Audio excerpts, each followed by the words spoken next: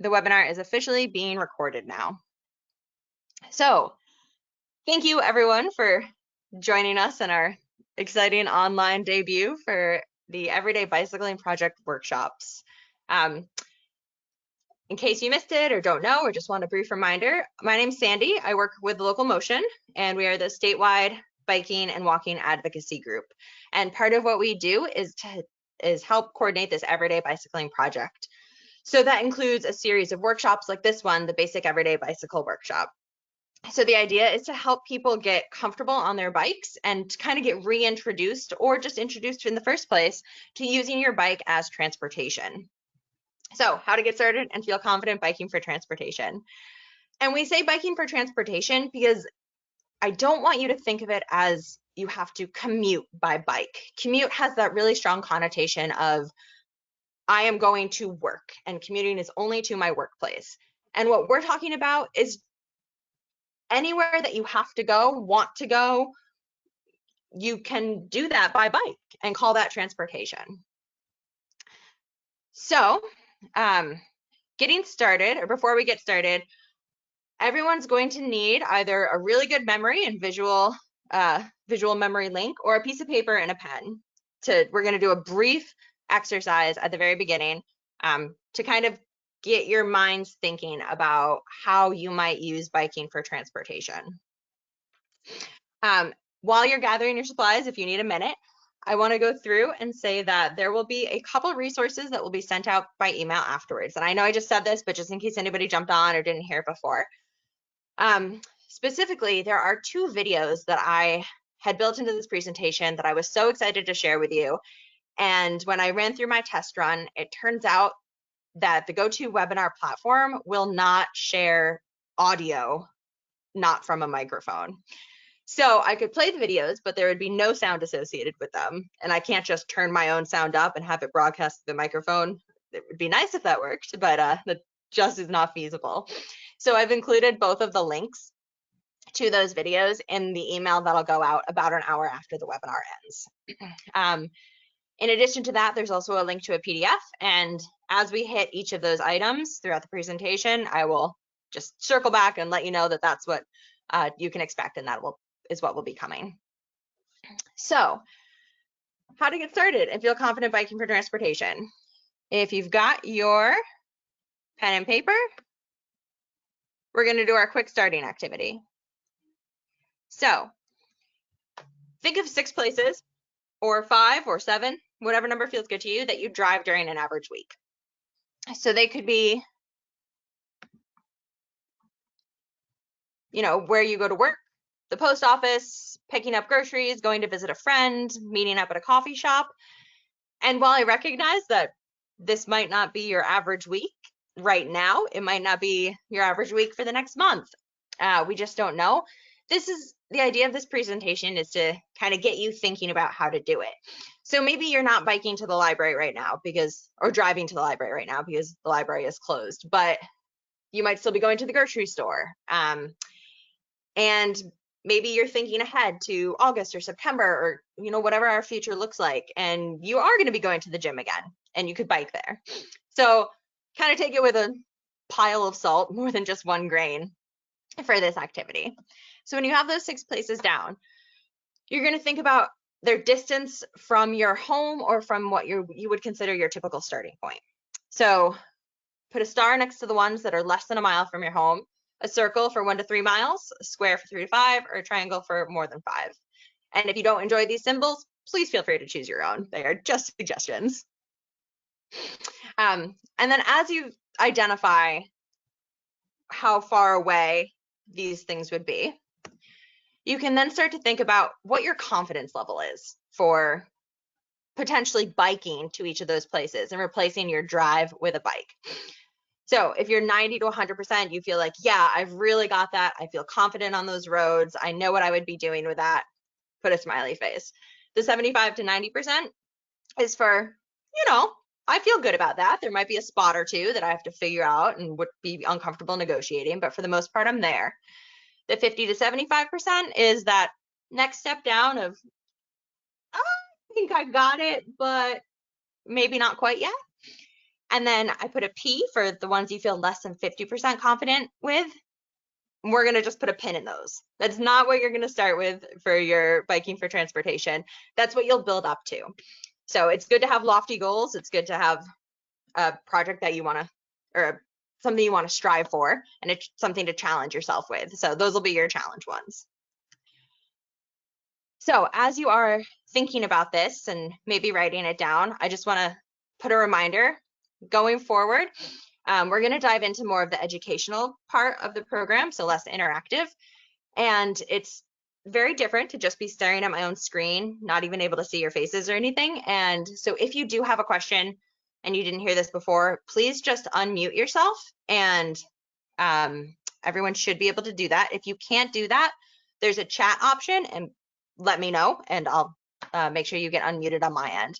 But you should be able to unmute yourself and just jump in with questions at any point. Please feel free to interrupt. I think that's just a better way to make this feel more like we're engaged with each other. And it's nice to have the questions in the context that I'm speaking during. Again, if you can't unmute yourself for some reason, type it in the chat box. But if you do have a question in the chat box, it's not very easy for me to see that there's a question coming up as I go through my slides, so I might not catch it in time. Okay. So now that you've got your identifications, we're going to set this aside and bring it back at the end of the presentation. First, let's talk about the big why. So why bike? Why bike instead of drive? There are some obvious answers. You know, using less gas, less wear and tear on your vehicle, fewer carbon emissions, exercise, and those are all absolutely correct. I found this great quote by H.G. Wells: "Whenever I see an adult on a bicycle, I have hope for the human race." And I love that. It just, to me, embodies what a bicycle is. Oops, sorry about that. It's hope, it's joy, it's our past, and it could potentially be our future. So why bike? It creates joy, it reduces stress, it brings movement into our life, right? So much of, especially lately, our lives is stillness, and we're not really meant to be still creatures, and a bike is just a almost carefree way to bring some joy and movement.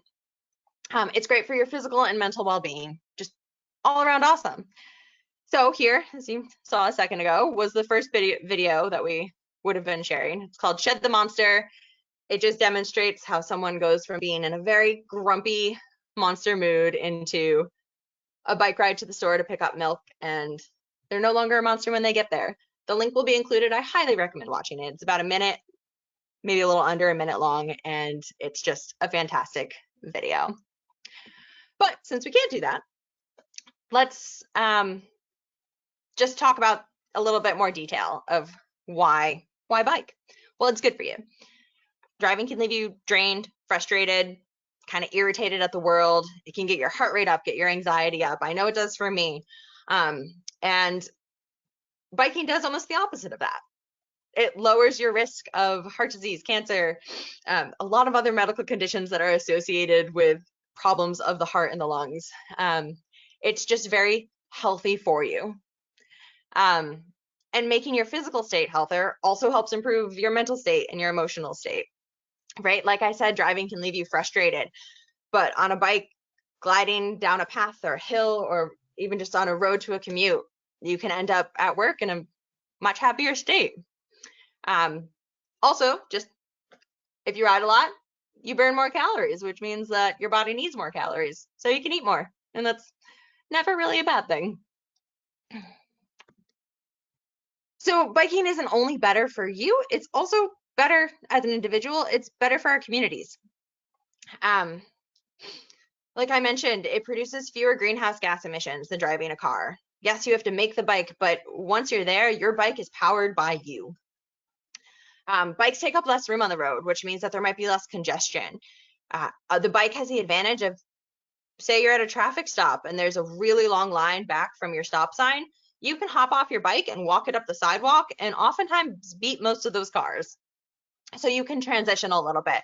And that means sometimes you get places faster on a bike than you would in a car. However, they do move less quickly. So having people go fast on a bike is much safer than having people fly around on a car. So less congestion means less pollution. Also, the less need for parking if people bikes more. So there's more room for housing or businesses, or just open space to make something feel larger than it actually is. It'll save you money. Clearly, these are now outdated numbers, seeing as gas is below $2 a gallon and actually costs negative money at the moment. But it still does cost money, right? So even if your 10-mile round trip isn't saving you $15 a week, it's only saving you a few, that adds up. And this only takes into account the cost for gas. This isn't looking at wear and tear in your vehicle. This isn't looking at the more big picture community cost that we bear from vehicles being on the road. It's kind of just an exemplary figure to demonstrate that, yeah, this is the formula you use and the numbers do add up. Not only is biking good for a community, it also helps build community. It's way easier to interact with people when you're on your bike. So I went for a ride this past Sunday. I was out in Montpelier on some dirt roads, so there weren't too many people. That's kind of the goal with social distancing right now.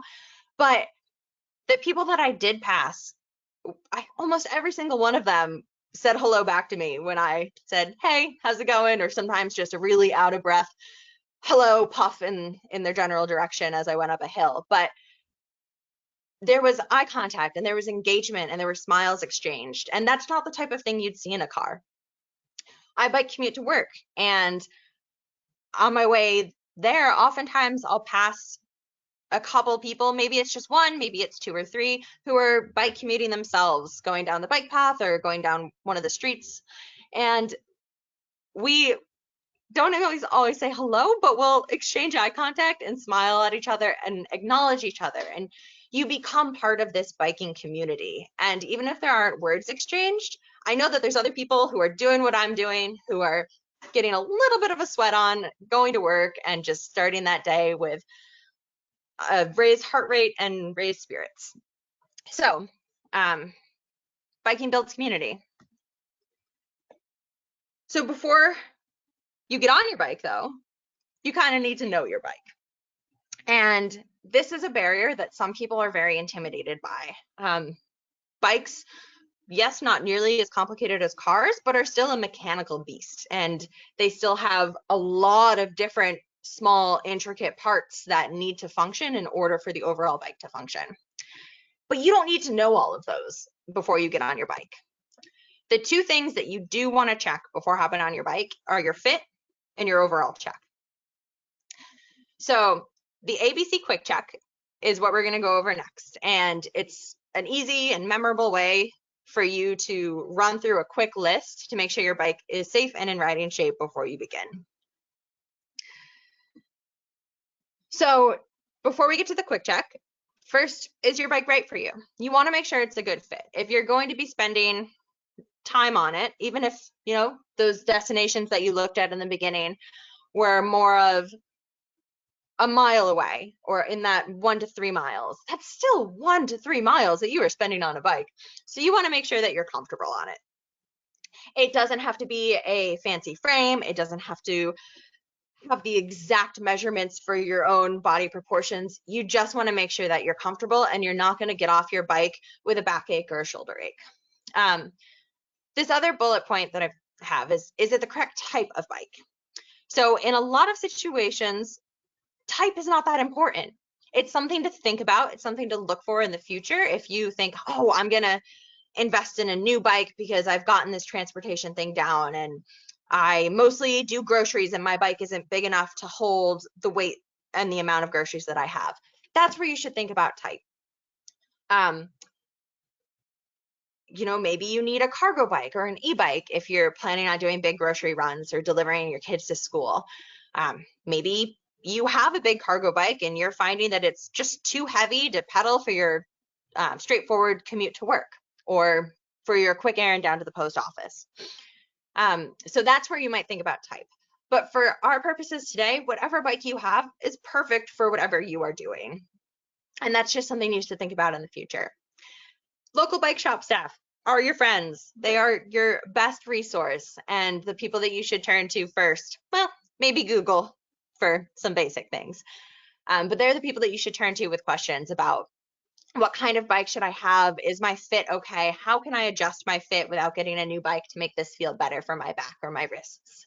And with Governor Scott's recent order on Friday, bike shops are open for business. They are able to do repairs. They are able to help you out with these things. It's on a more limited basis, yes, and there's still social distancing restrictions. But if you're in a position where you need something for your bike and you're just missing one part or you don't have an air pump, stop by your local bike shop. They're there to help now. Okay, so your ABC quick check stands for air, brakes, chain, quick release levers, and just a general all over check. Again, here's where our second video comes in that we would have been showing. But since that can't happen, I am going to include that link in the email and just do a quick video demonstration of what you'll be looking for. Hi, everyone. When you do your ABC quick check. So just to make sure technology is working, it should be. Can you please, let me get to you. Let me know in the chat function if you don't see me for any reason. You should be able to see me, my lovely but somewhat dirty bike. Okay. Good? Okay, we're gonna go with it. So your ABC quick check. Air, brakes, chain. That's where we're gonna start. For air, actually for all three of those, you use something that's called the rule of thumb. So all you really need is your thumb to test these things out. When you're looking at your tire, you use the base of your thumb to press down onto the tire and make sure that it doesn't indent. You want it to be very firm to the touch. So even if you don't have a pump to measure what your air pressure is, you can just use your fingers. If your thumb moves more than a quarter inch or maybe a half an inch, you know that your tires are underinflated and you don't want to ride. Riding on an underinflated tire could give you a pinch flat.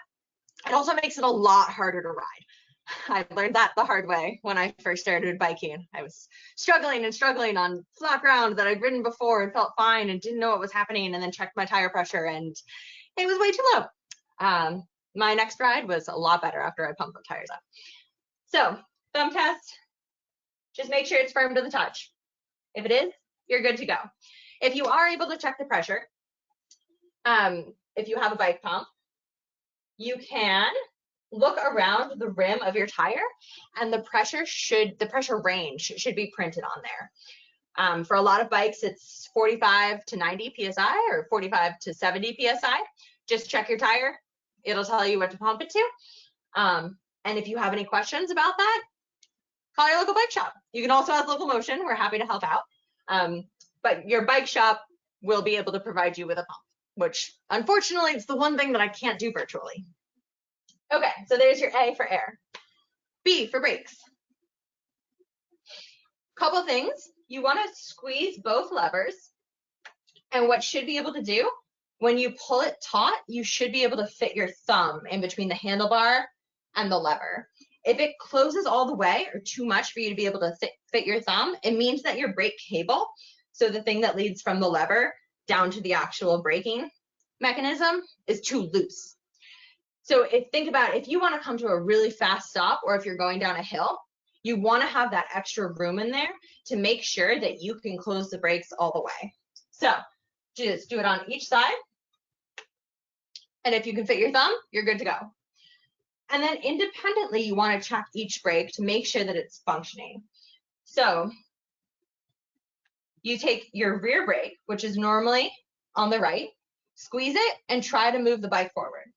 So what's happening, might not be able to see it very well from the video, but I'll talk you through it. As I squeeze my rear brake and I close it all the way, I push my bike forward and my rear tire isn't moving. The only way that my bike is moving is by sliding. So that means that the brake is functioning and my tire will stay put. Same thing on the front brake, which is on my left side. Squeeze it all the way, and instead of sliding, my bike actually just won't move forward. So if I were coming, squeeze my brake, it comes to a complete stop, and you can see my back wheel is lifting because my bike just won't move forward. So I can fit thumbs behind my levers, tested each brake individually, and I feel pretty good to go. The next thing is C for chain. So I'm going to do a visual inspection of the chain. You want to make sure there's no rust on it and that it can move freely. So taking my pedal and moving backwards, of course it can't move freely because there's a chair in my way to hold my bike up. But if you're moving your pedal backwards, it should be moving, your chain shouldn't fall off. It's kind of like a test run for what's going to happen when you start pedaling.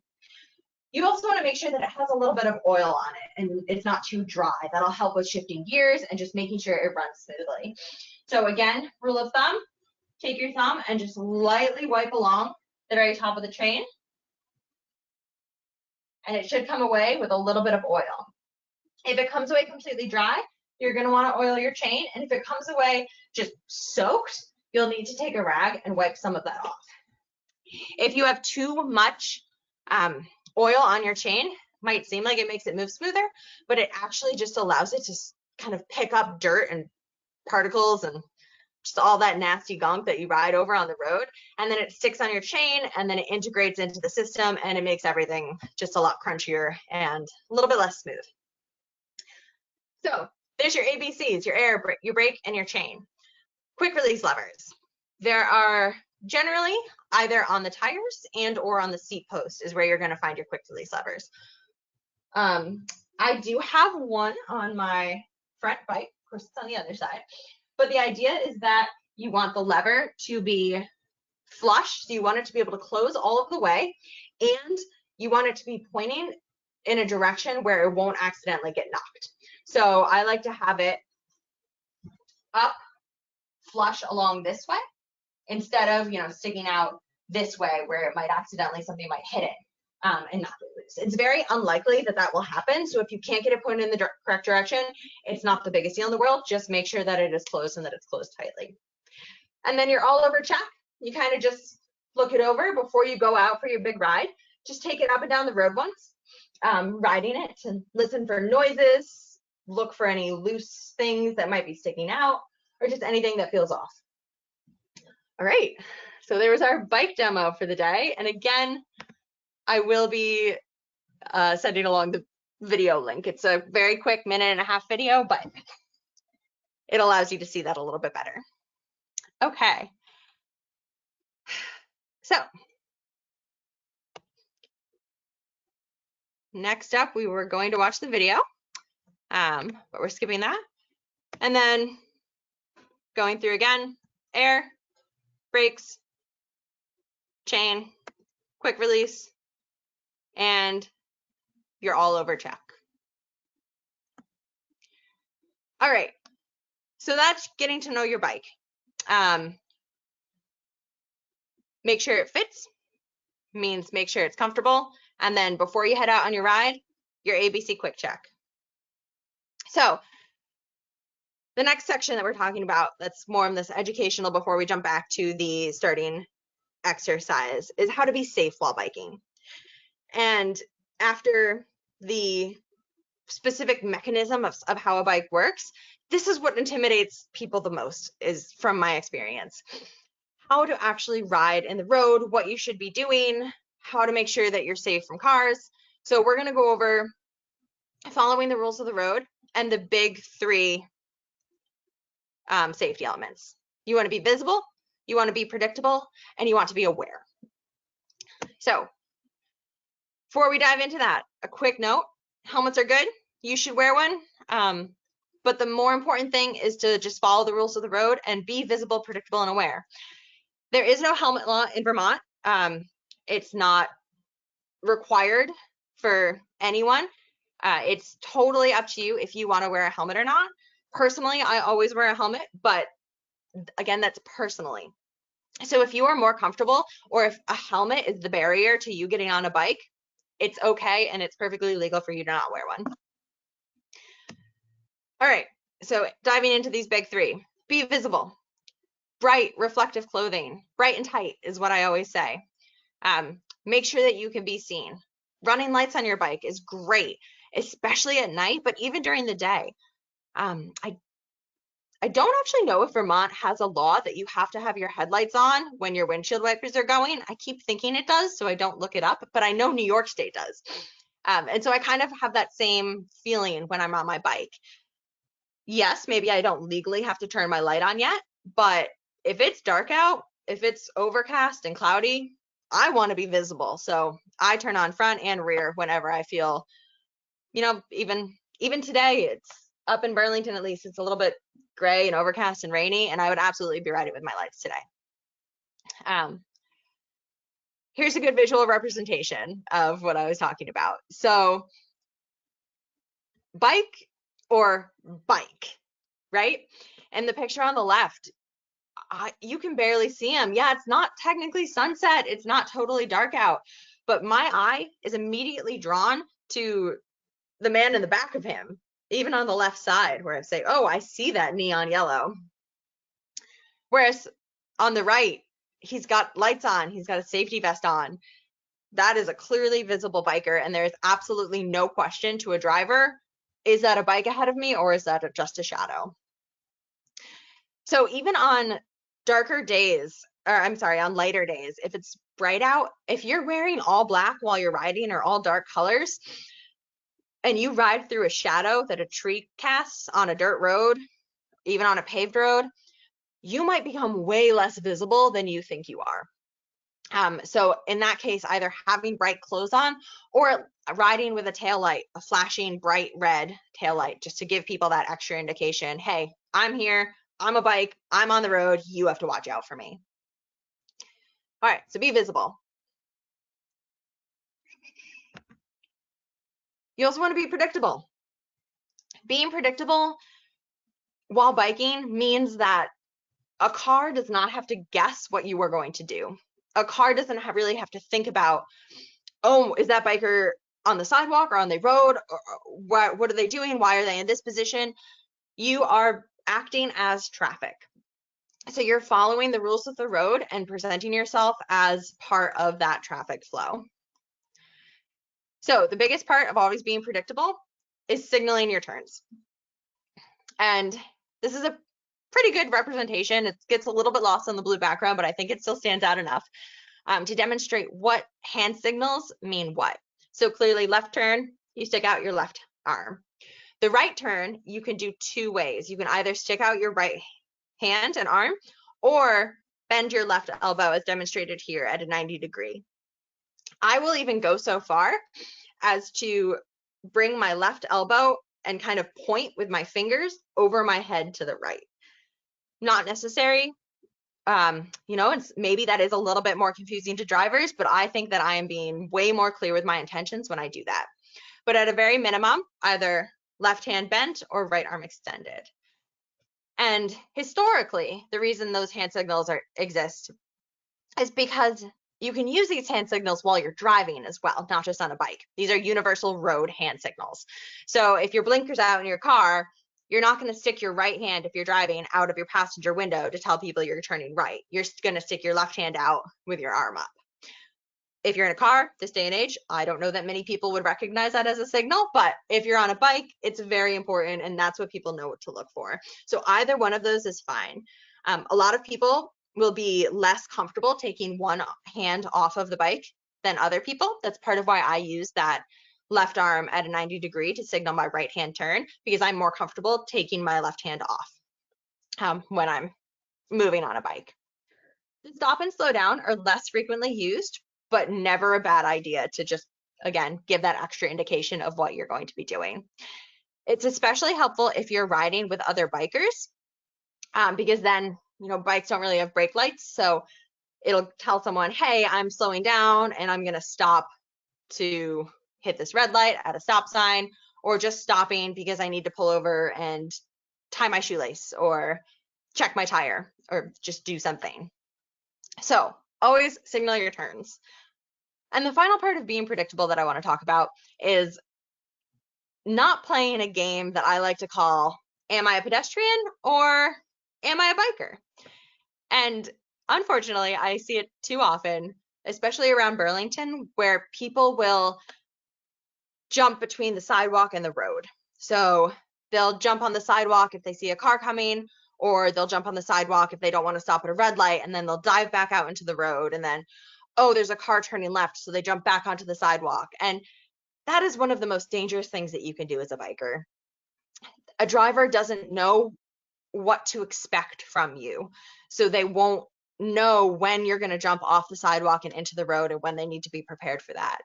So part of being predictable is being consistent and showing I am a biker, so I am on the road, and this is what you can expect from me. Okay. And the final piece, be aware. So it's not just the responsibility of the driver to be aware of what's going on around them. It's your responsibility as a biker to be aware of what's happening around you as well. So to be aware, you want to scan ahead, look for obstacles. If you see a big pothole coming, figure out what to do. Signal that you're going to take the lane, move over, get around the pothole, and go back. And unfortunately, in the image on the right, that happens all too often. In an ideal world, there would never be a door open and a car parked in a bike lane, but it does happen. So you just need to be aware and planning ahead as you ride to make sure that you can handle any obstacles like that that might show up. And part of that might be you see an obstacle ahead, you stop your bike, pull over to the right, and walk your bike past it on the sidewalk. That is perfectly acceptable as well. Again, a benefit of the bike, you can transition between walking your bike and riding your bike. All right, so last bit of safety is just, in general, follow the rules of the road. And this is the third resource that I mentioned that will be coming out. We have a PDF to send to you with more specific detailed rules of the road. But in general, you just follow the rules that you do when you drive. When you're riding, you do need to ride as far to the right as is safe and as is practicable. Practicable is how the law is written. So if you have a pothole on your right side, that is not safe, that is not practicable. You have every right to be in the center of that lane if you need to be in that moment. Ride in the same direction as traffic, right? Ride with, walk against. And kind of like the jump between sidewalk riding to road riding to sidewalk riding, don't weave in and out of cars. It might seem like you're being helpful to duck over into the 3 empty parking spaces and then weave back out so a car can pass you. But what that does is actually hides you from the cars and the traffic that are a little ways back. So a car might not be able to see that you had ducked into the cars and isn't expecting you to come out. And that creates a dangerous situation. Just a quick note, this image is from when Local Motion worked with Green Streets Day in Rutland to set up a traffic circle, and the kids were great. They stopped at the red lights, they stopped at the stop signs, they didn't go the wrong way in a do not enter, and they were really learning the rules of the road. It was a ton of fun. And I'd like to see adults be able to do that as well. Okay, so we're done with the know your bike safety part. And this last bit is when you're going to grab your planning sheet that you did in the beginning and kind of think about how you would feel comfortable, how you would plan out whatever your first biking for transportation experience is going to be. So if you're just starting out and you're new to biking for transportation, take it easy. It's supposed to be fun. Yes, it's supposed to be challenging, but not so challenging that you don't want to do it again. So pick one of those 90 to 100% confidence destinations that you have, or make something up if you don't have one of those. Say, you know what, I'm going to bike to the end of my road and back and just see how it feels. See how it feels to be on a bike, see how it feels to be on a road. Whatever it is that you're maybe intimidated by, find something that's on the smallest scale and try it out. And when you do want to go to challenge yourself, make sure you've got the time. There's nothing like a time pressure to make an otherwise enjoyable experience a negative one. So before you hit the streets, before you actually go out and implement your ride, make sure you know your route. Look on a map. Google Maps is great. I oftentimes, if I'm biking somewhere new, use the satellite view or even the road view so that I know what to anticipate. And I know, well, looks like a terrifying road to ride on because there's absolutely no shoulder. So how can I go around that? And that brings it to the third point. Try to avoid areas that you're not comfortable with. If you have to take maybe an extra quarter of a mile, that's fine. You're on a bike. That quarter of a mile goes so quickly. And if it means that you're biking and are more comfortable biking, it's definitely worth it. A couple optional things. You can cross your bike at intersections on foot and use crosswalks on foot. So a little bit more about that. You are allowed to be in a crosswalk on a bike if you are walking it. Legally, everything's a little bit different. Each city has their own rules and restrictions about biking on sidewalks, which means biking in crosswalks. And at the end of this, I'm going to have Devin and April speak a little bit about what the Rutland rules are, where you can and can't bike. But in general, actually always, if you are walking your bike, you may use a crosswalk. So if there's a really busy intersection that you just don't feel comfortable with, or if you need to turn left and you're 2 lanes away or even 1 lane away, or you're just not comfortable if it's a single lane, anytime, you can always get off your bike and walk it. There are several spots where I do that because it's just too much traffic for me. So I will make sure it's safe, signal that I'm stopping, pull over to the right, hop onto the sidewalk, and walk my bike when the pedestrian signal tells me to go. To get back on the road, you just want to make sure that you have that opportunity without disrupting traffic. So I wait until there aren't any cars coming, step onto the road, and get pedaling. Okay, one of the last things I want to talk about, and I save it to last on purpose, is gear. The main point of gear is to keep you comfortable. You hear that word coming up a lot. Biking should be a comfortable experience, especially biking for transportation. So there are very few essentials. I guess the one that's not on here is you do need a bike. A helmet, again, if that's your barrier, don't let that stop you from getting on a bike if you are comfortable riding without a helmet. Comfortable clothes help make sure that you are able to move and get your full rotation of the pedal without something pinching you or slapping you, and that your pant leg, if you're wearing pants on the drivetrain side, so the side with the cassette and the gears and the chain, make sure that's tight. It's tucked into a boot, or you can tie it up with a string or a piece of Velcro, or just wear tight clothing. You do need to have front and rear lights, especially at night. And again, like I said, during dark days, never a bad idea.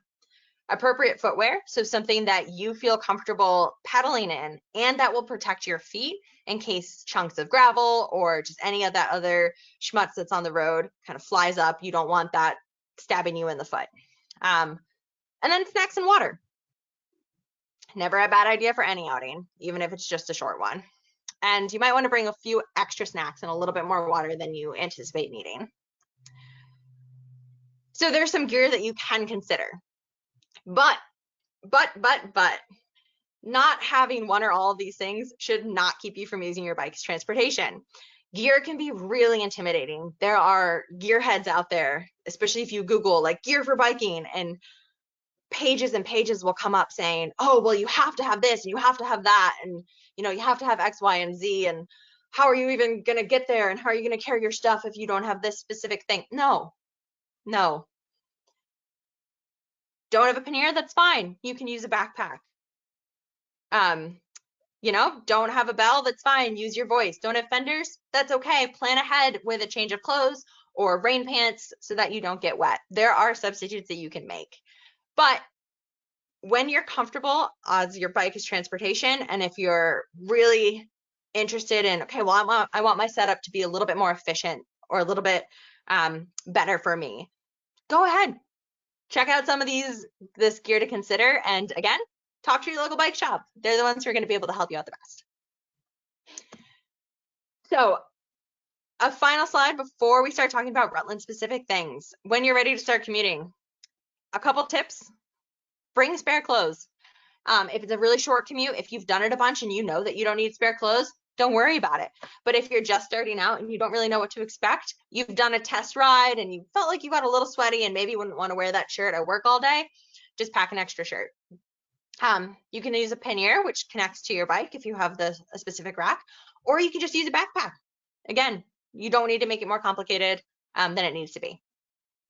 Have a little bit more food than usual. Like I mentioned at the beginning, you're biking, your body is active, your metabolism is up, you're burning more calories, so you'll need a little bit more food than usual. And give yourself plenty of time.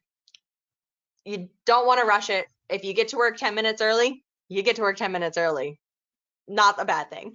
As you commute more and more, you'll kind of hone in the exact amount of time that you need, but always better to give yourself plenty of time because it helps de-stress from what could be a stressful new experience.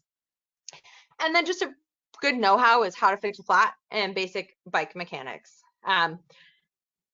When we are back in action and able to not socially distance from each other, Local Motion does offer fix a flat workshops and kind of goes over the ABC track, but also teaches you how to fix a flat and how to fix basic bike things. So having that might help you out if you're, trying to bike to the grocery store and you end up with a flat tire. So you'll have your kit with you and can fix it if you don't have anyone to call. Okay, so there are a couple things about Rutland in specific that we wanted to mention since this webinar was tailored to the Rutland area. Devin and or April, do you want to jump in quickly and just talk about what you found out for Route 7, Route 4, sidewalks? I know we discussed it earlier, but I would also love a refresher as well.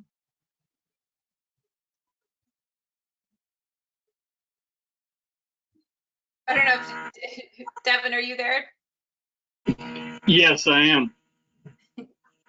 So I don't know if we got a really specific answer as to whether there's an ordinance on no biking on Route 7 and 4, but it's not advised to bike on Route 7 or Route 4. That being said, if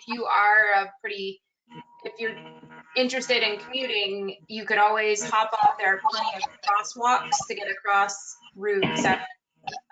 There's fewer on Route 4, but it's not quite as busy as 7. So I don't know if that helps a little bit. Devin, you got any more? Yeah, sure. First of all, thank you for whoever's on the webinar today. We're really excited to host this.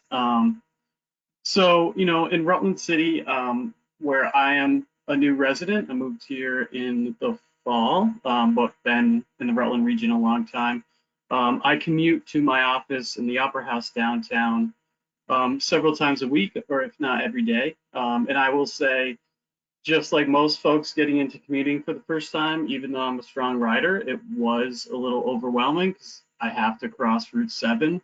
But as Sandy alluded to earlier, the best thing you can do your commute to work on a Saturday when you have all the time in the world and really explore different options.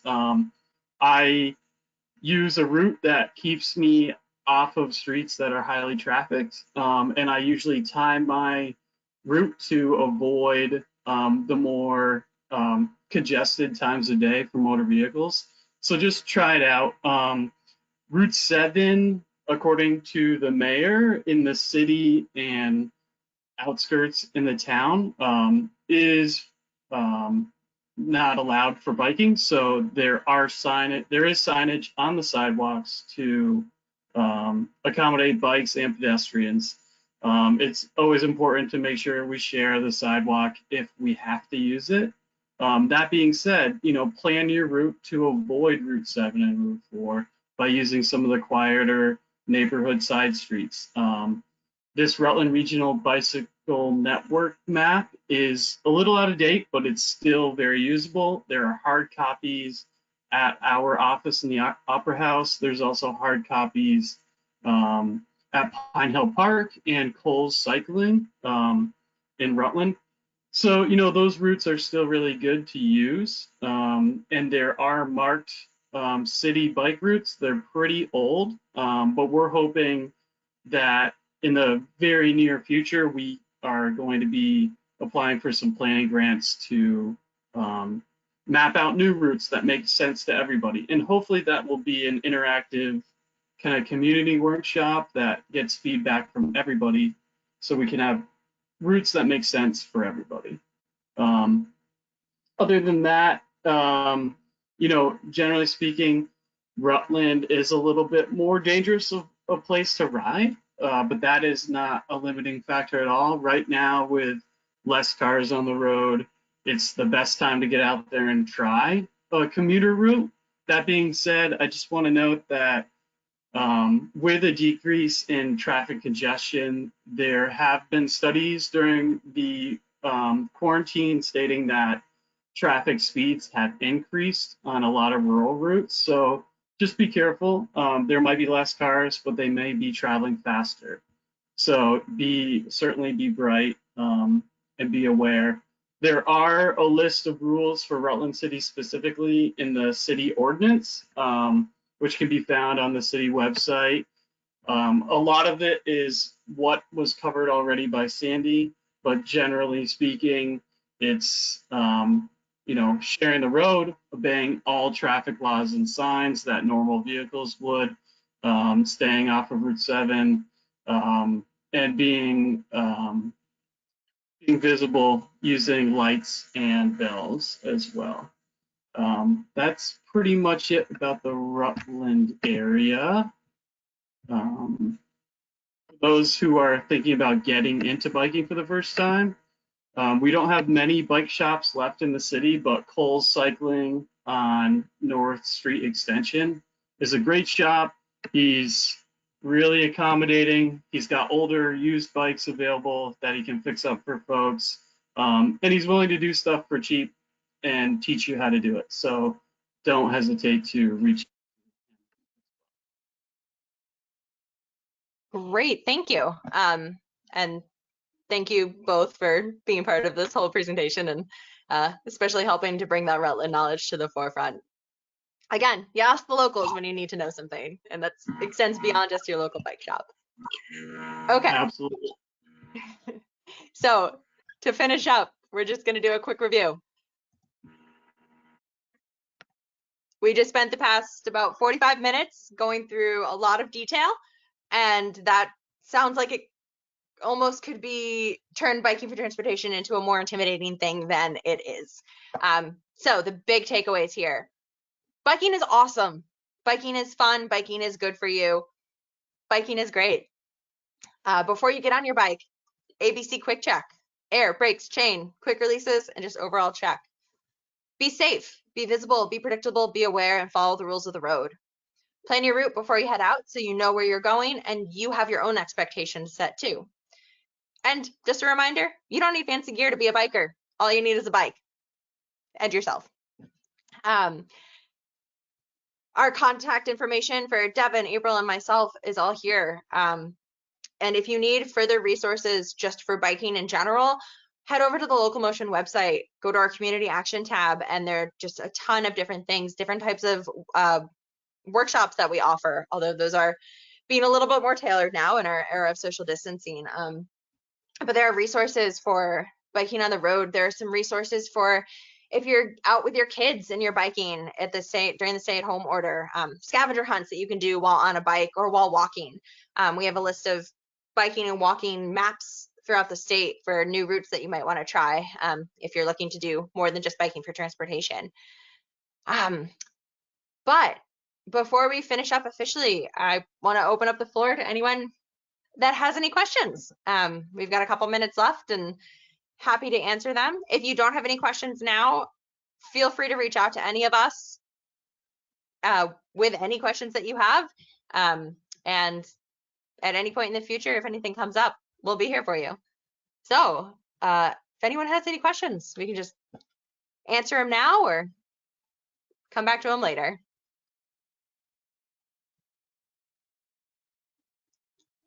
Okay.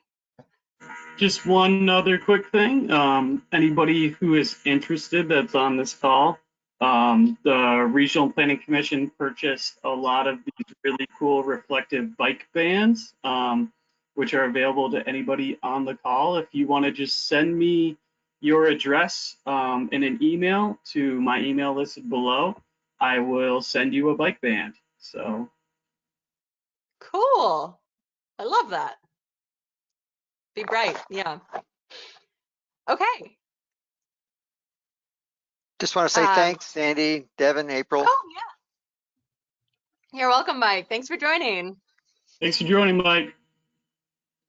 Okay, I'm going to call it a wrap then. And thank you, everyone, for being here. Again, any questions, don't hesitate to reach out. That's what we're here for. And thank you to Devin and April. Really appreciate it. Thank you, Sandy. Thank Everyone you. calling.